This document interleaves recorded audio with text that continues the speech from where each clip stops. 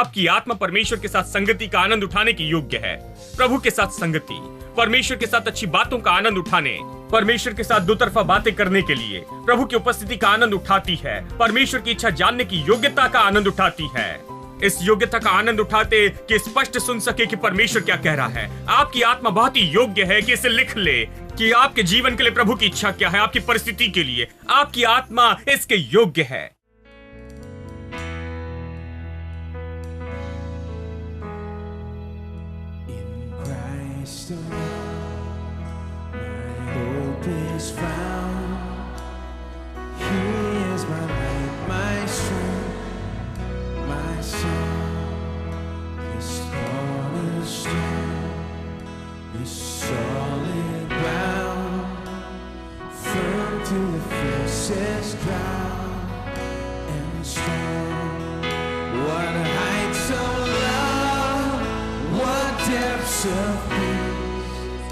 When fears are still, when striving cease, my comforter, my all in all, here in the love of Christ I stand.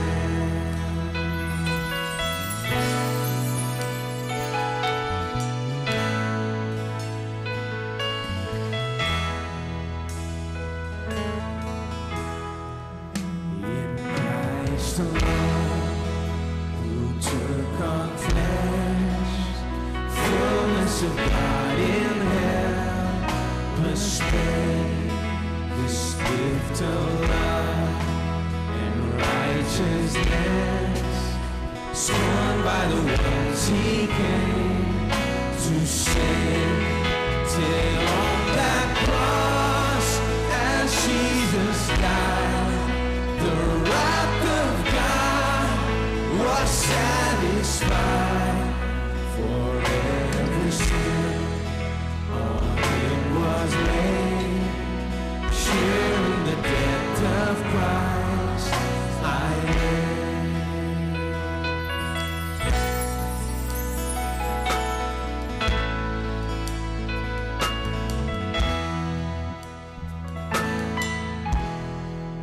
There in the ground His body lay, light of the world by darkness slain, then bursting forth in glorious day, up from the grave He rose again, and as He stands in victory, since curse has lost its grip on me, for I am His, and He is mine, bought with the precious blood of Christ.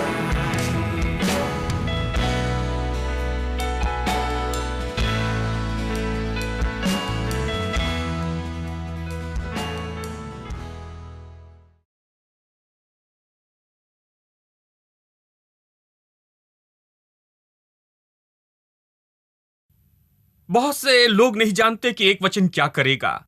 मैं आपको दिखाऊंगा कि कैसे परमेश्वर कहता है और कैसे वो एक व्यक्ति जो प्रभु का वचन कहता है वो उस व्यक्ति को बदलता है, वो उसे केवल अलग स्तर पर ले जाता है।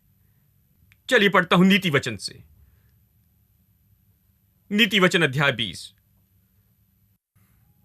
देखिए वचन और उसका प्रकाशन आपके दिल में, वो इस संसार में किसी भी सामर्थ्य से महान है।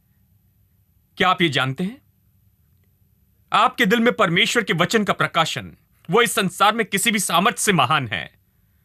वो सामर्थ काम करते हैं जो आपको नाश करना चाहते हैं, जो सामर्थ काम करती है जो आपको नीचे खींचना चाहती है, वो परमेश्वर के वचन के प्रकाशन की तुलना में कुछ भी नहीं है जो आपके दिल में आता है। एक बार परमेश्वर के वचन का प्रकाशन मिलने के बाद वो सारी चीजें परमेश्वर के वचन की सामर्थ के सामने सामर्थहीन हैं। परमेश्वर का वचन सबसे महान सामर्थ है जिसने आकाश और पृथ्वी को बनाया है। वो इस पूरे संसार में सारी सामर्थ से बहुत महान है। नीति वचन 20:27। मनुष्य की आत्मा यहोवा का दीपक है, वो मन की सब बातों की खोज करता है। मनुष्य का आत्मा कितने लोग जानते हैं कि आप सच में आत्मा है? मनुष्य का आत्मा, मनुष्य तो आत्मा, प्राण और शरीर है। यानी जब हम कहते हैं कि मनुष्य का आत्मा, तो हमें समझना होगा, आत्मा को समझना सबसे मुश्किल होता है, क्योंकि शरीर को हम स्पष्ट देख सकते हैं। हम अपने हाथ और पैर देख सकते हैं, हमारा शरीर यानी देह, हम इसे महसूस करते, इसे जानते। हम अपनी फोटो निकाल कर रख सकते, कह सकते ये मेरी देह है, जानते हैं। शरीर को समझने में कोई समस्या नहीं।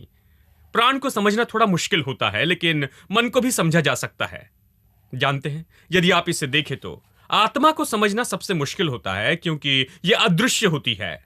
यह ऐसी चीज है जिसमें कोई नहीं जाता, कोई इसमें नहीं जा सकता। यह तो रहस्य है, लोग इससे नहीं निपट सकते। मनुष्य तो आत्मा, प्राण और शरीर है। वो शरीर नहीं है, वो शरीर में रहता है, उसके पास प्राण है यानी मन है, लेकिन वो आत्मा है। यानी बाइबल अक्सर मनुष्य की आत्मा के बारे में कहती है, ये उसके प्राण और शरीर के बारे में नहीं कहती। ये तो आपकी आत्मा है।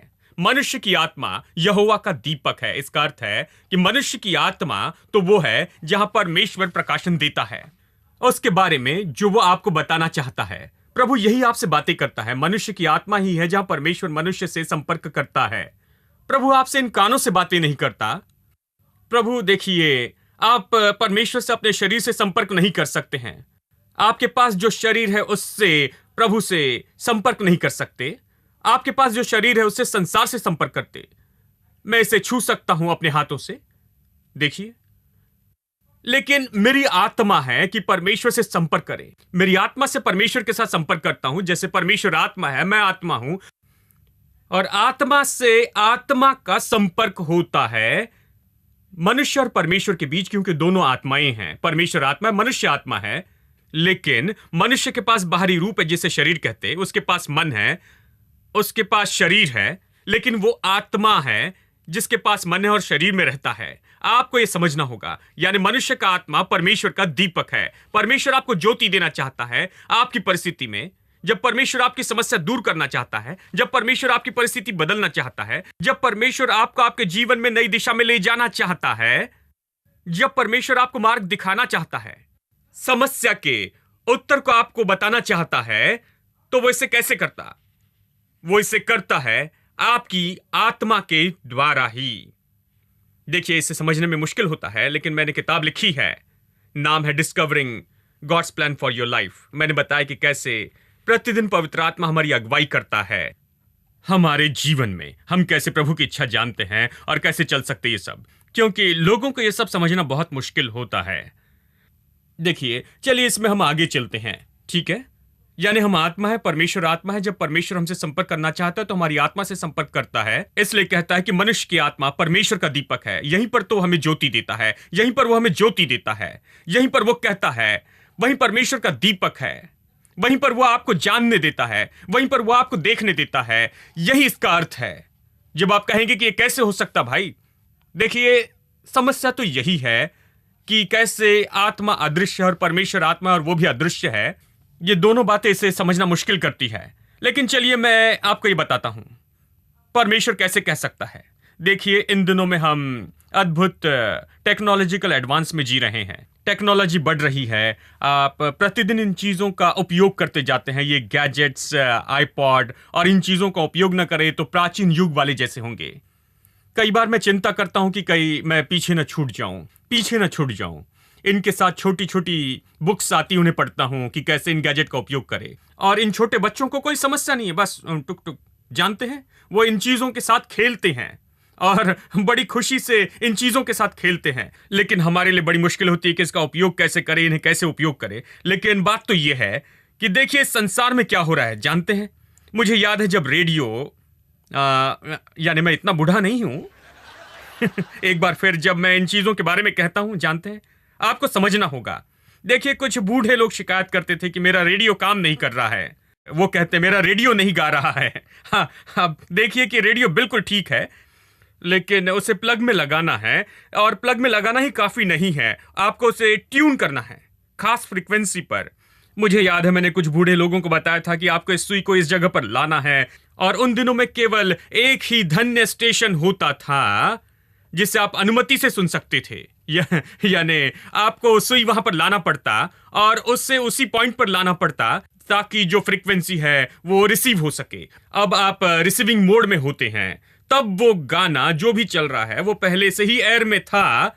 देखिए, वो अब आपके आपके रेडियो सेट में आता है, जानते हैं, आपके लिए उपलब्ध होता है। यानी ये लोग शिकायत करते हैं कि मेरे बाजू वाले पड़ोसी का रेडियो गा रहा है, सड़क के पार रहने वाले का रेडियो गा रहा है, लेकिन मेरा नहीं गा रहा है। खैर, आपका नहीं गाएगा जब तक आप इसे ट्यून न कर लें।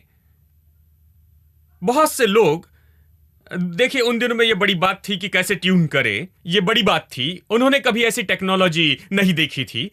लेकिन आज विश्वासी लोग नहीं जानते कि हमें परमेश्वर के लिए ट्यून करना है।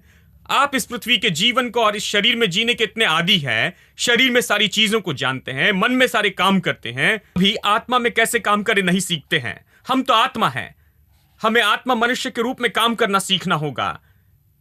इसलिए इस चर्च में मैं आत्मा के बारे में बहुत कुछ सिखाता हूं, अक्सर सिखाता हूं जब भी समय मिलता है। मैं इस विषय में गहराई से बताता, क्योंकि हमें यह समझना होगा हम आत्मा हैं। परमेश्वर हमसे आत्मा में व्यवहार करता, वो हमारी आत्मा में बातें करता। हमें परमेश्वर की आत्मा के लिए सचेत रहना होगा। वो हमारी आत्मा में रहता है, वो हमारी आत्मा से बातें करता, वो हमारी आत्मा में प्रकाशन देता है।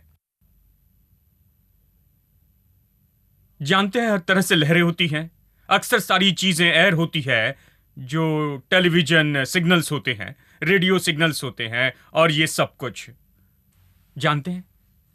आज अद्भुत है, आप यहां से कुछ कह सकते हैं और संसार के सारे देशों में देखा जा सकता है। लाइव सैटेलाइट लिंकअप वो कहते हैं। हां, बस 4 सेकंड के डिले से वो कहते हैं। बस 4 सेकंड के डिले से आप संसार में हर जगह हो सकते हैं। जो भी यहां कहते हैं वो सुना जा सकता है पूरे संसार में, हर जगह पर, 4 सेकंड के डिले में। जब मैं सोच रहा था तो मैंने सोचा ये पुरानी बातें हैं, क्योंकि परमेश्वर ने ये सब कुछ शुरू किया है। उसका बैंड बहुत अद्भुत है। हम तो बस उस लेवल पर आने की कोशिश कर रहे हैं हमारे इस इंटरनेट और इन सारी चीजों से, लेकिन उसकी चीजें बहुत ही अद्भुत हैं। जानते हैं, उसके पास, जानते, ये सारी चीजें अच्छे से अरेंज की गई हैं। हम तो बस उसमें थोड़ा सा जुड़ रहे हैं। मानो खरोच करके ऊपरी सतह पर है, उसकी बुद्धि अगणित है।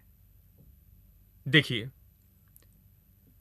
यानी केवल इसीलिए कि हम रेडियो फ्रीक्वेंसी नहीं देख सकते हैं, उन चीजों को महसूस नहीं कर सकते, तो ये नहीं कह सकते कि नहीं है। आपके पास सही साधन होने चाहिए, आपके पास सही क्षमता होनी चाहिए कि इसे पिकअप करें, ठीक है? उसी तरह से परमेश्वर भी है। परमेश्वर कह रहा है, परमेश्वर अपनी इच्छा प्रकट करता है, परमेश्वर घोषणा कर रहा है, परमेश्वर लोगों से बातें कर रहा है। और जब लोग ट्यून करते हैं, जब लोगों में क्षमता होती है, उनमें यह क्षमता है। ये मानो घर में रेडियो सेट रखने जैसे है। जब आपके पास में क्षमता होती है, हम जानते हैं कि कैसे ट्यून करें। जब आप अपने सिस्टम को सही तरह से फाइन ट्यून करते हैं, तब आप वो सब प्राप्त कर सकते हैं जो परमेश्वर कहता है और बोलता है आपसे। क्या आप जानते हैं कि परमेश्वर आपसे बोलता और कुछ कहता है? लेकिन कई बार हम परमेश्वर पर चिल्लाने और रोने में इतने व्यस्त होते हैं। प्रभु कहता है, रुको एक मिनट, मैं कह रहा हूं, सुनो। हम बहुत व्यस्त हैं उपवास और चिल्लाने में, जबकि दिनों दिन हम और परेशान होते हैं। वो कहता है, रुको एक मिनट, सुनना सीख लो, सुनना सीख लो। ये केवल आपकी बात करना नहीं, ये दो तरफा है। वो भी बातें कर रहा है, आपको सुनना होगा। और आप सुनना सीखते हैं जब आप अपनी आत्मा की सुनते हैं और अपनी आत्मा के बारे में सीखते हैं कि आपकी आत्मा किसके योग्य है। मैं आपसे कह रहा हूं कि आप चकित हो जाएंगे ये देखकर कि आपकी आत्मा कितनी योग्य है। आपकी आत्मा परमेश्वर के साथ संगति का आनंद उठाने की योग्य है। प्रभु के साथ संगति, परमेश्वर के साथ अच्छी बातों का आनंद उठाने, परमेश्वर के साथ दुतरफा बातें करने के लिए प्रभु की उपस्थिति का आनंद उठाती है। परमेश्वर की इच्छा जानने की योग्यता का आनंद उठाती है। इस योग्यता का आनंद उठाते कि स्पष्ट सुन सके कि परमेश्वर क्या कह रहा है। आपकी आत्मा बहुत ही योग्य है कि इसे लिख ले कि आपके जीवन के लिए प्रभु की इच्छा क्या है, आपकी परिस्थिति के लिए। आपकी आत्मा इसके योग्य है। और एक विश्वासी होने के नाते आपको और मुझे विश्वासी के नाते यह करना है कि सीखे कि कैसे ट्यून करे और कैसे सुने, और प्रभु जो कह रहा है उसकी ओर कैसे ध्यान दे। आमीन। यानी प्रभु कहता है, तुम भंडार में दशमांश लाओ, मैं स्वर्ग के झरोखे खोल दूंगा। और स्वर्ग से, देखिए स्वर्ग से क्या आने वाला है। स्वर्ग से कुछ फर्नीचर गिरने वाले नहीं है, कुछ रुपए के नोट्स नहीं, कुछ सोना या चांदी नहीं, केवल एक ही चीज जो स्वर्ग से आ सकती है वो है उसका वचन। और वो उसका वचन हर फर्नीचर बना सकता है, हर सोना, हर चांदी, हर पैसा जो आपको चाहिए, हर तंदुरुस्ती, हर तरह की चीजें जो आपको चाहिए, उसका वचन इतना योग्य है कि उसे आपके लिए बनाए और उसकी रचना करे। आमीन। क्या आप यहां हैं? ठीक है, चलिए मैं आपको एक और उदाहरण देता हूं, क्योंकि ये बहुत महत्वपूर्ण है। ये जानना बहुत महत्वपूर्ण है कि कैसे ये बेनेडिक्शन या स्वर्ग की आशीष आती है, और ये कैसे बेनेडिक्शन, ये कहा गया एक अच्छा वचन जो प्रभु ने कहा है उस परिस्थिति में, सबसे सही समय में, सबसे सही तरह से, तरीके से, हमारी परिस्थिति के लिए जब वो कहा जाता है और जब हम उसे सुनते हैं, जब ये संपर्क होता है तो जीवन कैसे बदल जाता है, ये अद्भुत है। तो चलिए मैं आपके लिए पढ़ना चाहता हूं उत्पत्ति अध्याय 26। उत्पत्ति अध्याय 26, चलिए मैं वचन 1 से आगे पढ़ता हूं। उस देश में अकाल पड़ा, यह उस पहले अकाल से अलग था जो अब्राहम के दिनों में पड़ा था। इसलिए इसहाक गरार को पलिश्ती के राजा अबीमेलेक के पास गया। यानी बाइबल कहती है कि इसहाक के समय में अकाल पड़ा, अब्राहम के समय में भी अकाल पड़ा था। अब संसार अकाल से भरा संसार हो गया। आदम के पतन के बाद से संसार वैसे नहीं रहा। अकाल अक्सर आकर मुलाकात करते हैं, हर जगह कमी होती है। यह पतन का परिणाम है, उसका परिणाम है। यानी अब्राहम के समय अकाल पड़ा। अब्राहम ने उस अकाल के समय में, आपको याद है कि कैसे अब्राहम को परमेश्वर ने धनी बनाया। उस अकाल के दौरान अब्राहम वहां गया जहां परमेश्वर ने कहा था, और परमेश्वर ने उसे धनी बनाया। अब इसे सुनिए, उत्पत्ति अध्याय 26 वचन 1 ये कहता है, उस देश में अकाल पड़ा, यह उस पहले अकाल से अलग था जो अब्राहम के दिनों में पड़ा था। इसीलिए इसहाक गरार को पलिश्ती के राजा अबीमेलेक के पास गया। वह यहोवा ने उसको दर्शन देकर कहा, मिस्र में मत जाना, जो देश मैं तुझे बताऊंगा उसी में रहे। सब लोग मिस्र में जा रहे थे। ये तो ट्रेंड था, क्योंकि देश में अकाल पड़ा था। यानी मिस्र ज्यादा संपन्न देश था और उनके पास अच्छे सिस्टम थे, वहां अनाज उपलब्ध था। यदि वहां कोई जाता तो कम से कम मरने से बच जाता। यानी सब तो मिस्र की ओर भाग रहे थे, और परमेश्वर इसहाक से कहता है कि इस देश में बने रहे। और इसे सुनिए, इसी देश में रहना। वचन 3, मैं तेरे संग रहूंगा और तुझे आशीष दूंगा, और ये सब देश मैं तुझको और तेरे वंश को दूंगा। जो शपथ मैंने तेरे पिता अब्राहम से खाई थी उससे मैं पूरा करूंगा। अब अकाल के बीच ही, जब भी अकाल आता है तो सावधान रहें, क्योंकि परमेश्वर आपको कुछ बताने की कोशिश कर रहा है कि आपको परिस्थिति से निकाले। हाँ, जब भी अकाल आता है तो आप सावधान रहें, क्योंकि परमेश्वर के पास उत्तर है। वो आपके दिल में कहेगा। यही तो इसका अर्थ है कि मैं बेनेडिक्शन उंडेलूंगा। आपने कौन सा बेनेडिक्शन सोचा? बेनेडिक्शन तो परमेश्वर द्वारा कहा गया वचन है, जो परमेश्वर उस परिस्थिति के बीच में कहेगा और वो उस समस्या का हल होगा। यानी अकाल आया है और परमेश्वर कहता है, जबकि सब मिस्र की ओर भाग रहे हैं, परमेश्वर से कहता है, तुम मिस्र मत जाना, जिस देश में रहने के लिए कहूं उसी में रहना। इस देश में बसा रहे और मैं तेरे साथ रहूंगा और तुझे आशीष दूंगा। यानी इसहाक रहने का निर्णय लेता है, क्योंकि परमेश्वर ने कहा है। परमेश्वर का धन्यवाद कि उसने कहा और इसने सुना। यदि वो चला जाता तो शायद उसके पास खाने के लिए कुछ भोजन होता, लेकिन इस तरह से नहीं। लेकिन सुनिए अब क्या कहता है, अध्याय 26 वचन 12। फिर इसहाक ने उस देश में बोया और उसी वर्ष में 100 गुना, देखिए उसी देश में वो बसा रहा। यह बताता है कि क्या हुआ। उस देश में बोया और उसी वर्ष में 100 गुना फल पाया, और यहोवा ने उसको आशीष दी। क्या आप आमीन कहेंगे?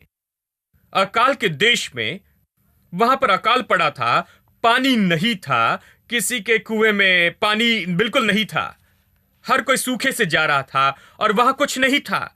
लेकिन इस व्यक्ति ने बोया और उसने 100 गुना काटा। यह कहता है, यह उसके जीवन में सबसे बड़ा चमत्कार था। उसने 100 गुना काटा उस देश में, यह कहता है। लेकिन चलिए अगला वचन पढ़ते हैं। और वो बढ़ा और उसकी उन्नति होती चली गई, यहां तक कि वो अति महान पुरुष हो गया। यहां यह कहता है कि वो निरंतर संपन्न होते गया, या पल पल क्षण क्षण, ऋतु दर ऋतु वो बढ़ते जा रहा था, उन्नति कर रहा था। वो महान और महान और महान हो रहा था, और अंत में वो बहुत महान हो गया। मेरी प्रभु से प्रार्थना है कि परमेश्वर आपसे एक वचन कहे, हम सबसे कहे, और हम उससे सुनने पाए, और वो हमें उठाएगा इस तर्ज से जिसमें हम हैं। दिनों दिन हम उन्नति करते चले जाएंगे, दिनों दिन, ऋतु दर ऋतु, हर एक एक साल, और हमें उस स्तर में लेकर जाए जो परमेश्वर ने हमारे लिए रखा है, जिसका इसहाक अनुभव कर रहा था। हां, यह मनुष्य तो पिता के जैसी अकाल के बीच में संपन्न हो रहा था। पिता की भी ऐसी परिस्थिति थी, अकाल के बीच वो बहुत धनी हो गया। 12वें अध्याय में आप अकाल के बारे में पढ़ते हैं, और अकाल खत्म होने के बाद वो मिस्र से बाहर आता है, और बाइबल कहती है कि अब्राहम बहुत धनी हो गया, सोना और चांदी से, दास और दासियों से, गधे और ये और वो था, सब था, सारी चीजों से भरा था। वो बहुत धनी हो गया। इसहाक के साथ यही कहानी। आशीष काम कर रही थी। आशीष अकाल से नहीं रुक सकती, आशीष परिस्थितियों से नहीं रुक सकती। आशीष की सामर्थ तो बहुत महान है। हर अकाल से, हर जरूरत की सामर्थ से, किसी भी परिस्थिति जिसका सामना करते हैं आपके जीवन में, आशीष की सामर्थ उन सारी सामर्थ से महान है जो आपके विरुद्ध में काम करती है, इस संसार की हर सामर्थ से।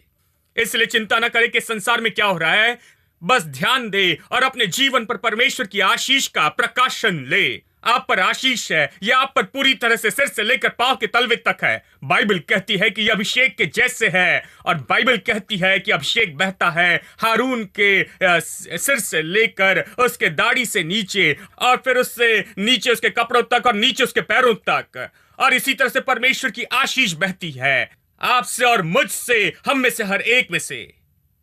देखिए, बहुत से लोग नहीं जानते कि हम कहां खड़े हैं, कि हम आशीषित हैं। अब्राहम की आशीष हम तक आ गई है क्योंकि हमने यीशु पर विश्वास किया है।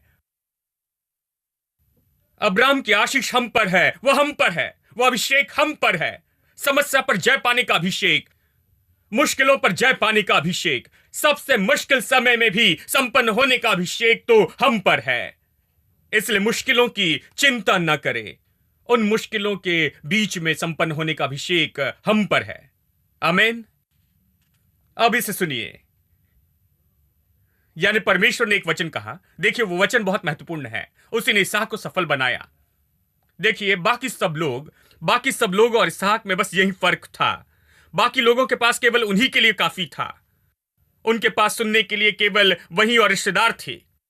परमेश्वर उनके लिए नहीं था, वो उनके साथ वाचा में नहीं था, परमेश्वर उनसे बातें नहीं कर रहा था। लेकिन यहां ये व्यक्ति इसहाक परमेश्वर के साथ वाचा में था, उसके पिता अब्राहम द्वारा, और परमेश्वर से बातचीत कर रहा था। इसी ने इस व्यक्ति को अकाल में इतना विशेष बना दिया है। आज आप कहां खड़े दोस्तों? क्या आप परमेश्वर को जानते हैं? उसके साथ वाचा में हैं?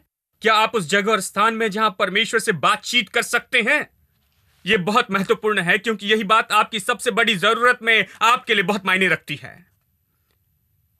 जब आप मुश्किल में होते हैं, समस्या में होते हैं, जब परमेश्वर के संपर्क में होगे, जब आप परमेश्वर के साथ वाचा में होगे, उससे बातचीत करेंगे, वही आपको बाहर निकालेगा। इसी तरह आशीष काम करती है, क्योंकि परमेश्वर स्वर्ग से और कुछ नहीं उंडेलेगा, वो तो बस अपना वचन ही उंडेलता है जो आपको आजाद करेगा। Threatening clouds may hide your vision for a while, and you may wonder if he hears you when you pray. But don't forget that God is love and you're his child. Press on in faith because the answer's on the way. Keep pressing on. Keep pressing on.